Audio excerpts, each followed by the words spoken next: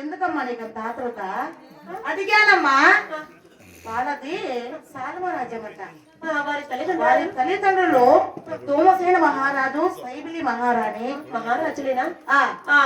మహారాజులే ఒకప్పుడమ్మా, ఇప్పుడు లేదు. రాజ్యము లేదు, ఏమీ లేదు. అరణ్యంలో కట్టెలు కొట్టుకుంటూ బతుకుతున్నారు. అతని నామాంకితం? అతని నామాంకితము సత్యవంతుడటమ్మా. సత్యవంతుడు చాలా చక్కగా ఉన్నది. కానీ అతనికి వివాహమైనదా? అయిపోయిందమ్మా. అతనికి వివాహం అయిపోయినదా? 9 మంది బిడ్డలు కూడా. ఇదేమిటి ఇలా బాగుతున్నావు? నిజమేనమ్మా.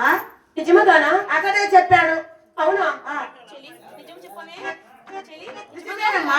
ఎప్పుడో వివాహం జరిగిపోయింది. 9 మంది బిడ్డలు కూడా. నా ఇష్ట సఖ్యమే కదా. నిజమగా అతనికి వివాహమైనదా? అతనికి వివాహం జరగలేదమ్మా. అవునా?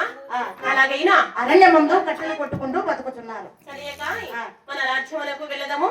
మరి దేవి పూజకు పుష్పమాలలు ధరించుచు. అలాగేనమ్మా, అలాగే వెళదాం.